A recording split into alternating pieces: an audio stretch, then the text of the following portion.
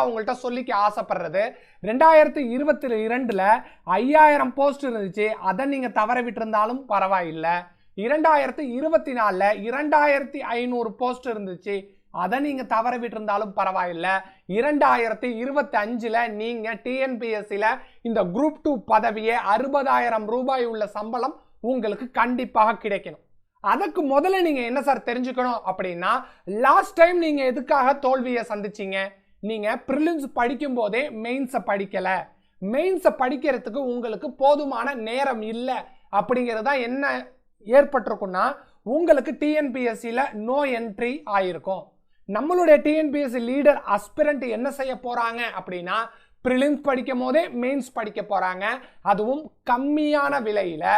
உங்களுக்கு என்ன சார் வாய்ப்பு இருக்கு அப்படின்னா, டிஎன்பிஎஸ்சி லீடர் அஸ்பிரண்டா இருக்கிறதுனால குரூப் 2A மெயின்ஸ் பதவி உங்களுக்கு கிடைப்பதற்கான வாய்ப்பு இருக்கு. இதுல உங்களுக்கு என்ன கிடைக்கும்னு நான் முன்னாடியே சொல்லியிருக்கேன். பள்ளி பாட புத்தகங்களை மட்டுமே நம்பியிருந்தீங்க அப்படின்னா இந்த மாணவர் மாதிரி உங்களுடைய முயற்சி எல்லாமே என்னவாயிருக்கும்? தோல்வி அடைஞ்சிருக்கும். ஏன்னா வெற்றிக்கு பள்ளி பாட புத்தகங்கள் மட்டுமே போதாது, அதை மீறிய கேள்விகளுக்கும் நமக்கு பதில் சொல்ல தெரியணும். அதற்கு முதல்ல நம்ம என்ன சார் தெரிஞ்சுக்கணும்னா, ப்ரீவியஸ் இயர் கொஸ்டின் பேப்பர் எங்கிருந்தெல்லாம் கேள்விகள் வந்திருக்கு அப்படிங்கிற புரிதல் நமக்கு இருக்கணும். ஏன்னா எந்த தலைப்பிலிருந்து கேள்விகள் வந்துச்சோ அந்த தலைப்புக்கு மட்டுமே நான் என்ன பண்ணிடுவேன்? கான்சென்ட்ரேட் பண்ணிடுவேன். அப்ப ப்ரீவியஸ் இயர் கொஸ்டின் பேப்பரை பார்க்கும் போது நமக்கு முக்கியமா தெரியறது என்னன்னா, கரண்ட் அஃபேர்ஸ் அப்படிங்கிறது மேஜர் பார்ட் ரோல் பண்ணுது. 75 கேள்விகள் ஜெனரல் ஸ்டடீஸ்ல இருந்து நமக்கு வருது அப்படின்னா அதுல 15 to 20 கேள்விகள் என்னவா இருக்குன்னா கரண்ட் அஃபேர்ஸ் கேள்விகளாக இருக்கு. 15 கேள்விகள் நேரடியாக கரண்ட் அஃபேர்ஸ் இருந்துரும். மீதம் இருக்கக்கூடிய 5 கேள்விகள் கரண்ட் அஃபேர்ஸை சார்ந்த சப்ஜெக்ட் கேள்விகளாகவும் இருக்கு. ரைட்டா?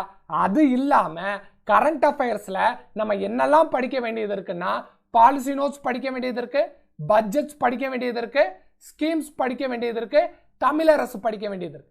இந்த தமிழரசு அப்படிங்கிறதும் ஸ்கீம்ஸை நீங்க படிக்கிறதுக்கும் பாலிசி நோட்ஸை நீங்க படிக்கிறதுக்கும் மந்த்லி கரண்ட் அஃபேர்ஸ் படிக்கிறதுக்கும் சரியாக இருக்கும்.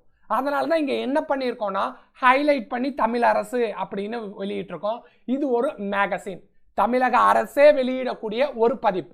Right sir? Previous year question பேப்பர்ல எனக்கு கரண்ட் அஃபேர்ஸ்ல இருந்து 15 கேள்விகள் டு 25 கேள்விகள் வருதுன்னு கண்டுபிடிச்சிட்டேன். கடந்த குரூப் 2 மெயின்ஸ்ல 35 கேள்விகள் என்ன வந்திருக்கு அப்படின்னா கரண்ட் அஃபேர்ஸ் வந்திருக்கு.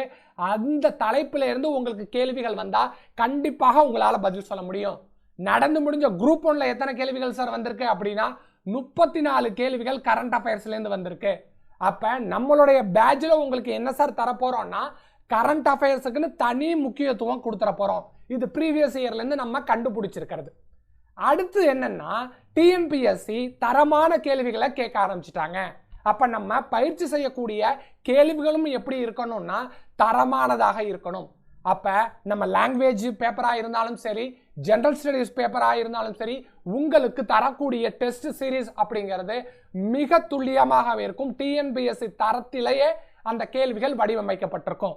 இது மட்டும் தானான்னு கேட்டா, இதன் மீறி நம்ம என்ன சார் செய்ய போறோம்னா, உங்களுக்கு ஜெனரல் ஸ்டடீஸுக்கு தனி நோட்ஸ் கொடுக்க போறோம். லாங்குவேஜுக்கு உங்களுக்கு எந்தெந்த கேள்விகள்லாம் முக்கியத்துவமோ அந்த தலைப்பிலிருந்து உங்களுக்கு பள்ளி பாட புத்தகத்தில இருந்தும் ஸ்டாண்டர்ட் புக் ரிசோர்சஸ்ல இருந்தும் டிஎன்பிஎஸ்சி எந்த ரெஃபரன்ஸ்ல இருந்து உங்களுக்கு கேள்விகள் கேட்கறாங்களோ அந்த ரெஃபரன்ஸையும் ஒன்றிணைச்சு உங்களுக்கு என்ன பண்ணிடுவோம்? நோட்ஸும் கொடுத்துருவோம். இதை பத்தி தனித்தனியாக நான் வீடியோவை உங்களுக்கு பதிவேற்றம் செஞ்சிருவேன். அப்ப இந்த வீடியோ நமக்கு எதற்கு? பிரிலிம்ஸ் கம் மெயின்ஸ் நீங்க சேர்ந்து படிக்கணும். 70 நாள்ல பிரிலிம்ஸ் நம்ம 100% சிலபஸும் மெயின்ஸ்ல இருக்கக்கூடிய தலைப்புகளை 80% நம்ம என்ன பண்ணியிருக்கணும்? படிச்சு முடிச்சிருக்கணும். இதுதான் நம்மளுடைய டார்கெட். லாஸ்ட் குரூப் 2 மெயின்ஸ்ல நம்மளோட படிச்ச மாணவர்களும் 2022ல பாஸ் ஆகி டிஎன்பிஎஸ்சில செலக்ட் ஆன மாணவர்களுடைய லிஸ்டையும் இங்க நான் உங்கள்கிட்ட கொடுத்துருக்கேன். இவங்க தான் நம்மளுடைய அச்சீவர்ஸ். இவங்க எல்லாரும் என்ன பண்ணாங்கன்னா, ஒரு நாளைக்கு ஒரு தலைப்பு, ஒரு தலைப்புல ஒரு தேர்வு, அந்த ஒரு தேர்வும் டிஎன்பிஎஸ்சி தரத்துல இருக்கும் போது நீங்க வெற்றி பெறுவது உறுதி அப்படின்னு தெரிஞ்சுக்கங்க. ஸ்டூடெண்ட்ஸோட ரிவ்யூஸ் இங்க உங்களுக்கு கொடுத்துருக்கோம். நம்மளுடைய பேட்ச் எப்படி 100% சயின்டிபிக் அப்ரோச்ல இருக்கும். ஒவ்வொரு நோட்ஸா இருக்கட்டும், மெட்டீரியல்ஸா இருக்கட்டும், கரண்ட் அஃபேர்ஸா இருக்கட்டும், அது உங்களுக்கு எந்த விதத்துல ஹெல்ப் பண்ணணுமோ அந்த விதத்துல அதை தயாரிச்சு உங்களுக்கு கொடுத்துருக்கோம். அப்ப முதல் நாளை நான் உங்களுக்கு எக்ஸ்பிளைன் பண்றேன். அந்த முதல் நாள்ல நீங்க என்ன செய்ய போறீங்களோ அதை தான் அடுத்து வரக்கூடிய தலைப்புலையும் செய்ய போறீங்க. நமக்கு ஜிஎஸ் பொறுத்த வரைக்கும் தெரியும், இந்த ஜிஎஸ்ல வரக்கூடிய தலைப்பு மெயின்ஸுக்கும் வரும் அப்படிங்கிறது.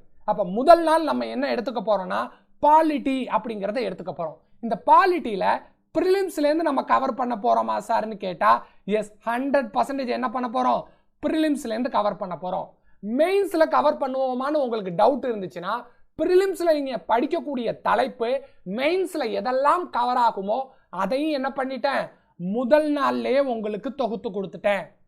பாலிட்டியில நீங்க பிரிலிம்ஸ் நோக்கில் படிக்கக்கூடியதை இன்னும் கொஞ்சம் ஆழ்ந்து படிக்க போறீங்க.